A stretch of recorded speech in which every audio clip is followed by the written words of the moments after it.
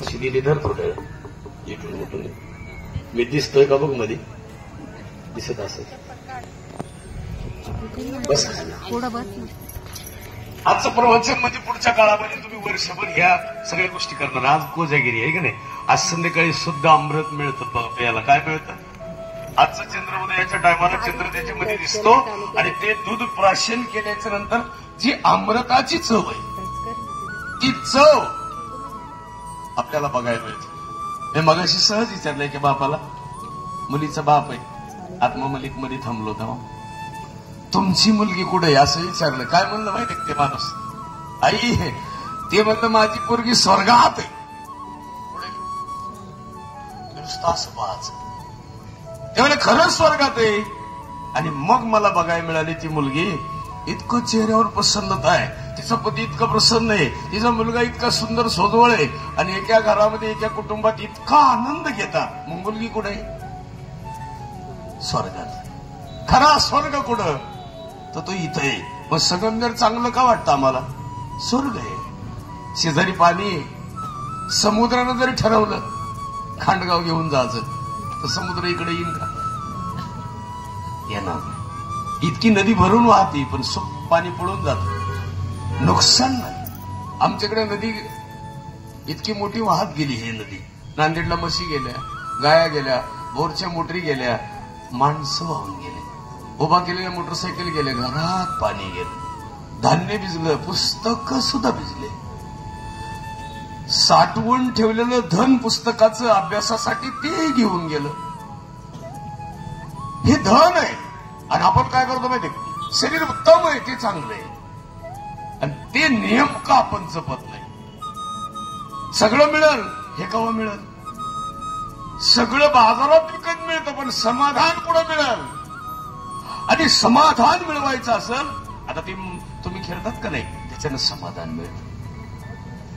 हो, तुम्ही देवीचा उत्सव करायला, देवीची उपासना करत असताना देवीला नैवेद्य घेऊन आलात, देवी खात नाही हो, पण तुम्ही दाखवल्याचं समाधान.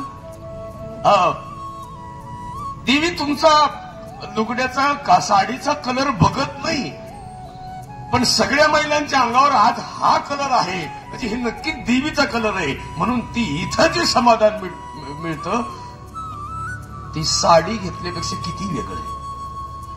त्याची किंमतच नाही. राजेंद्रमध्ये किंमत आहे. त्या समाधानाची किंमत नाही. कपड्याची किंमत असेल, समाधानाची किंमत कुठून आणणार? म्हणून एक समाधानाचा अभंग आहे. चित्ती असू देवी समाधान, चित्ती असू देवी समाधान, ती विल्यानं ते तैसीच राहावे, चित्ती असू द्यावे समाधान, चित्ती असू द्यावे समाधान पाहिजे. आई काय कमी आहे तुम्हाला सगळ्यांना? पुरुष मंडळी भरपूर आहे सगळं. तुमच्या कुणाच्या घरात या एकदा विचारू द्या कसं काय. ते म्हणते काय नाही, समाधान आहे का? समाधान. आमची वैदवाडीची माऊली डोक्यावर एवढी मोठी पाठी असते तिच्या, ते प्रत्येक दारोदार फिरते.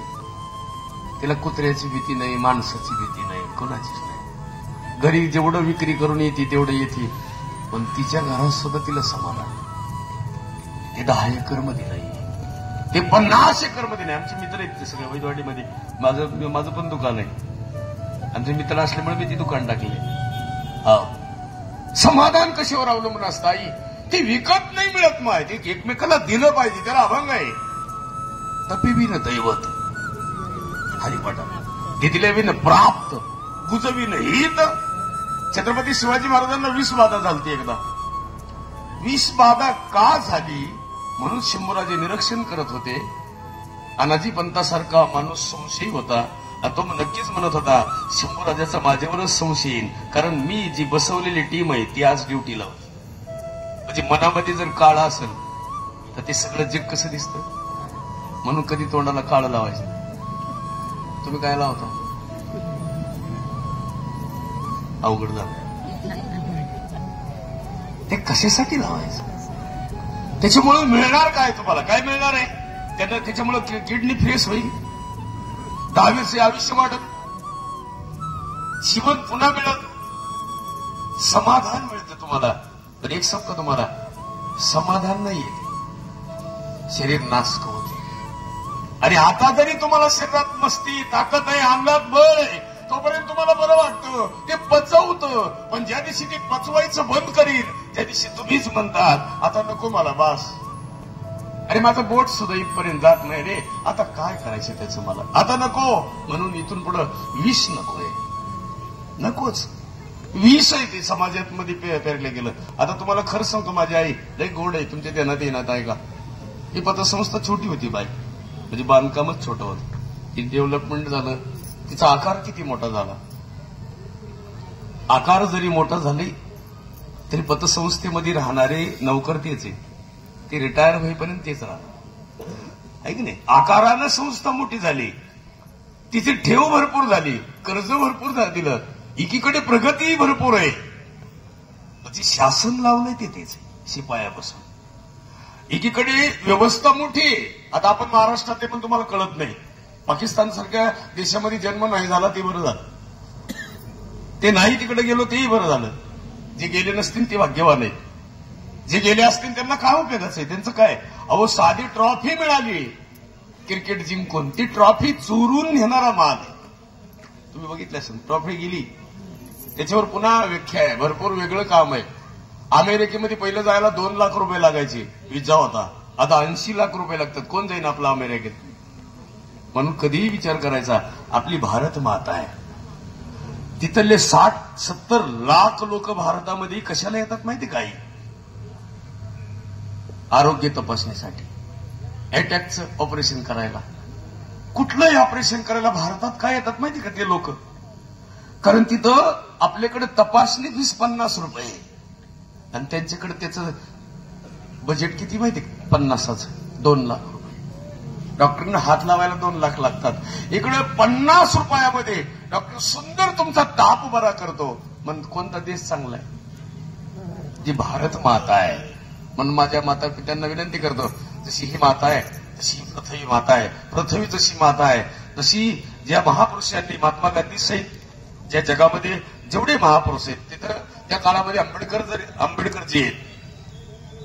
त्या काळामध्ये लोकमान्य टिळक आहेत. भरपूर संघर्ष येते. आता तुम्हाला मला 2 देवी बसवायला काय वाटत नाही. पहिल्या काळामध्ये जर देवीला असे एकत्र लोक आले, येतच नव्हते लोक. 150 वर्ष लोकांनी हे केलं नाही, घाबरले लोक. शेवटच्या काळामध्ये इंग्रजांना परत लावायचंय म्हणून लोकमान्यांना असं वाटलं, म्हणून त्यांना पहिली गणेश उत्सव कुठे सुरू केला तुम्हाला माहित नसेल, तर तो पुण्यात केला. आऊसाहेबांनी हिंदवी स्वराज्याची स्थापना करण्यासाठी पहिली सुरुवात शनिवार वाड्यातून केली. आणि ह्या भारताला स्वतंत्र सुद्धा मिळवण्याची संकल्पना शनिवार वाड्यातून सुरू झाली. तिथं पहिला गणेश मंडळ सुरू झालं. एक जिथं सोन्याचा नांगर फिरवला आऊसाहेबांनी, त्याच भूमीमध्ये गाढवाचा नांगर फिरवला होता. आऊसाहेबांनी संकल्पना केली. म्हणून तुमच्या कपाळाचं कुंकू, यांच्या कपाळाचा गंध आणि वारकऱ्याच्या कपाळाचा अष्टगंध केवळ छत्रपती शिवाजी महाराजांमुळे. तरी तुम्ही टाळ्या नाही वाजवल्या. तुम्ही टेन्शन मध्ये नका राहू. मला अटॅक बिटॅक नाही येणार, मी असं तरी बोलतो म्हणून. त्या म्हणतात बया खाटावर बसल्या बसल्या जाच. आमचे साहेब आहेत ना मला वाचवायला. एक सही जरी केली, नुसतं सांगितलं, आणि तुम्ही सगळेजण आहेत, काय लागतं त्याला? मला हे तालुका का आवडतो सांगतो. आता मी लहानपणी 12वीच्या पुढे शिकलो नाही. माझी परिस्थिती नव्हती, शिकता नाही आलं. पण मी ठरवलं होतं, माझा गुरु आहे ना, मी जास्त शिक्षित करणार. गुरु असं साधारण नाही करायचं. म्हणजे गुरु असं करायचा की जेणेकरून विशाल हृदय असावं गुरुचं. म्हणून मी इंदुरीकरांना गुरु केलं. BSc BEd मी किती, आणि ते होर्जन पुढचं आहे का नाही? हा, कलर सेम आहे. त्याचं काय नाही. ही कॅप्चरिंग कॅपॅसिटी मला गॅदरिंगला बऱ्याच वेळेस आमचे गुरुजी कधीच गॅदरिंग मध्ये भाग घेऊ देत नव्हते. मी म्हणलं गुरुजी मला का नाही घेऊ देते भाग? गुरुजी म्हणले तुला पावडर जास्त लागते. तर काय गुरुजीला बोलावं, प्राध्यापक ते कॉलेजपर्यंत माझं जजमेंट नाही झालं. 12वीला शेवटचं वर्ष गुरुजी यावर्षी तरी मला द्यावं. नाही म्हणले वरून काय निर्णय येतो बघतो. वरून असा निर्णय आला, म्हणजे एक पांडुरंग उभा करा, एक पांडुरंग आणि 10-12 टाळकरी उभा करा. मग गुरुजीच्या ध्यानात आलं याच्याशिवाय आता पर्याय. सगळा ओरिजिनल माल होता, मी एकटा डार्क. तर ते गुरुजीनं सांगितलं, ते इंग्रजीत बोलायचे गुरुजी, ते ब्लॅक अँड व्हाईट कुठे रे, तो खडके. आणि मग मला नंबर लागला. मी म्हणलं गुरुजी मी एवढ्या वर्ष तुमचा त्रास सहन केलाय, 5वी ते 12वी मी तुमच्या पुढं पांडुरंग होईल, पण हे 2000 विद्यार्थी माया पाया पडले तर अरे म्हणजे पांडुरंग झाल्यावर सगळेच पाया पडणार आहेत, मी सुद्धा. म्हणजे तुम्ही नाही. खरं सांग काय, हे त्यावेळेस मिळालेली पांडुरंगाची गादी जागा अजूनही हे काही स्वाभिमान नाही, पण ती कॅप्चरिंग कॅपॅसिटी असते. म्हणून मला काय व्हायचंय हे कधी तुम्हाला कळणार आहे. मी काय झाले पाहिजे, मी काय अन्न सेवन करायला आले, देवीच्या उत्सवाचा प्रसाद सेवन करण्यासाठी नाही. एक 7,500 रुपये सरकारचे मिळाले तर त्या बाईचा उद्योग आता 70,000वर गेलाय. तुम्ही साधा 1,500 रुपयाचा तेलाचा डबा तरी आणला का मिळालेच नाही. मी मगाशी कपडे बदलायला थांबलो होतो, भगाव नावाचं गाव आहे वैजापूरच्या पुढं. म्हणलं कपडे जरा दुसरे घालाव, असाच अवतार. ती बाई माझ्याकडे अशी पाहायची, तिच्या सुनानं स्वयंपाक केला, आपला चहा केला, त्या आशीची पाहत होती ती. मी निघून बाहेर आलो तरी अशीच पाहायची. मी तिच्या सुनाला म्हणलं यांना का अटॅक आलाय काय, का बॅरलीच झालाय. ती म्हणली नाही मला पैसे पडले तर आत्याला नाही आले. अरे काय आत्या, लाडकी बहीण कुठं काय. तुम्ही एकदा विचारानं मोठं झालं पाहिजे. आता आपल्याकडे संगमनेर तालुका आहे, काय गरज नाही. आपले साहेब पहिलेच भक्कम आहेत.